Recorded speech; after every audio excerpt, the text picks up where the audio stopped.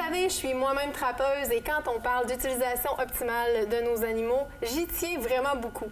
Quand j'ai entendu parler de création fourrure JCC, on n'a pas hésité à les faire venir en studio. Donc, bonjour Jessica et Vanessa. Merci d'être avec nous, les filles. Merci de votre invitation. Jess, c'est toi qui as parti l'entreprise au départ. Dis-moi donc, comment ça a commencé tout ça? Ça fait combien de temps? Ça fait environ 2 ans que je joue un petit peu dans ça, puis je fais ça pour le plaisir, vraiment pour passer mon temps.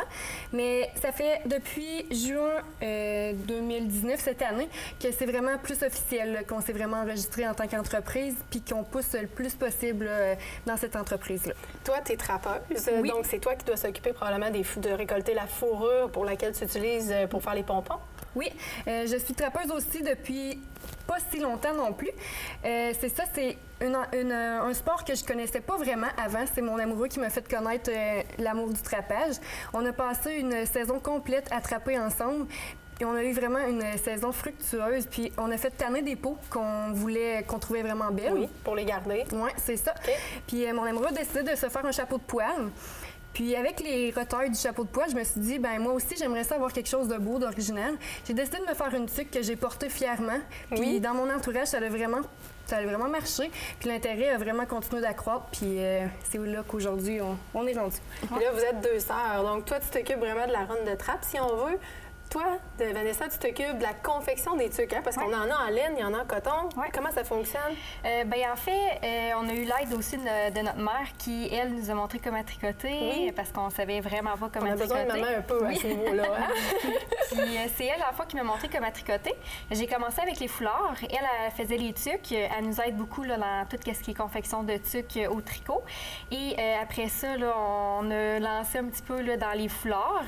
Et ça l'a toujours monté en popularité. Ma sœur, elle, s'occupait plus de ce qui était assemblage final. Donc, toutes les étiquettes, les petites étiquettes en bois, là, comme qu'il y a sur les... Parce que c'est fait à la main, ça, là. Vous faites ça, vous, tous les deux, là, vos étiquettes en bois, là, personnalisées. Là. Exact.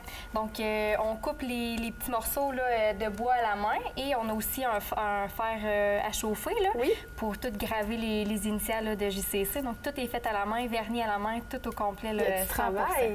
Mais là, parlez-moi ça un peu. Là. Vous avez différents modèles de tuques. Là. Vous avez des modèles de tuques qui sont en coton. Oui. OK. Là, c'est vous autres qui les assemblez à ce niveau-là aussi? C'est vous autres qui faites la couture, le montage, la tuque et tout? Oui. Moi, dans le fond, chez nous, j'ai tous les tissus. Donc, tout ce qui est doublure intérieure de toutes les tuques et doublure extérieure, c'est tout moi qui ai ça chez nous.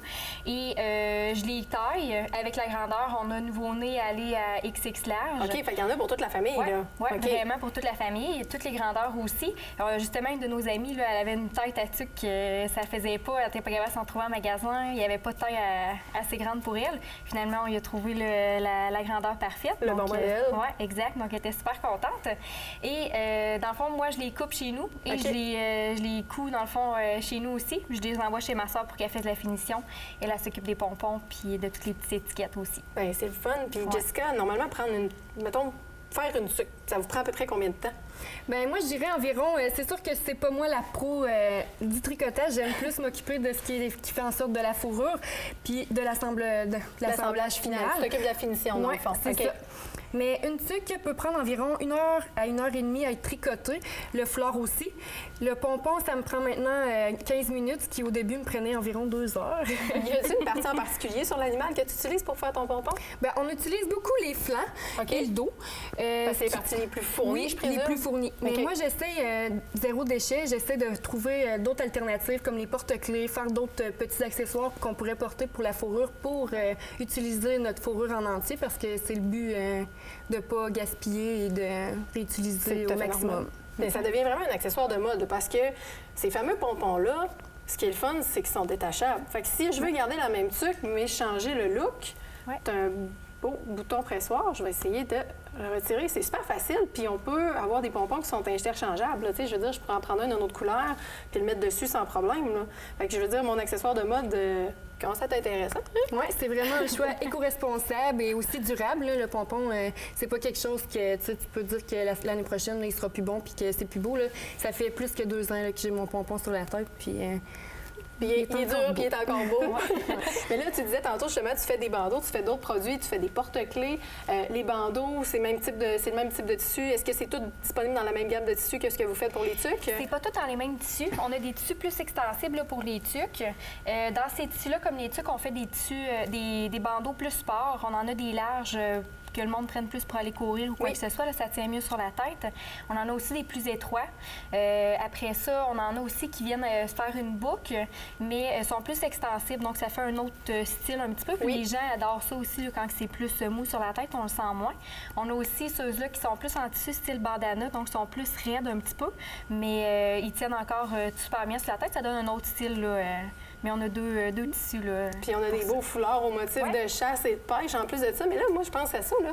Je pense qu'il nous manque une petite chose, par exemple, là-dedans. Ça serait peut-être un modèle pour homme. Ça pourrait peut-être être le fun d'avoir ça. Martin, je suis pas mal sûre qu'il serait preneur d'une petite pour homme. Moi, je réquisitionne le droit de porter un pompon. Ah, OK. D'accord. As-tu un exemple de modèle à montrer aux filles? On aime ça, nous autres aussi, porter des bénis de même. Puis honnêtement, moi, je pense que, tu le dis, utilisation optimale de nos animaux de chasse, de trapage, etc. On aime l'afficher qu'on le fait, ça. Puis honnêtement, pour homme, ça se fait ou...